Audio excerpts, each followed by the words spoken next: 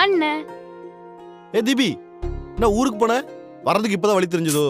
அட போன, வரவே மனசு இல்ல. இந்த ஊரை பார்த்தாலே அப்படியே கடுப்பா வருது.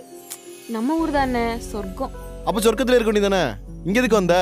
சொர்க்கத்துலதான் வசதி இல்லையே. புரியுது இல்ல, நமக்கு வசதி தர இடம் தான் சொர்க்கம். அது இங்க வரவங்களுக்கு தான் புரிய மாட்டுது. படிச்ச புள்ள நீ, உனக்குமா புரியல? அது ஓகே, ஆனா இங்க எவ்ளோ குப்பை. ரோட்ல ஒரு மரம் கிடையாது, எவனும் சிக்னலை மதிக்கிறதும் கிடையாது.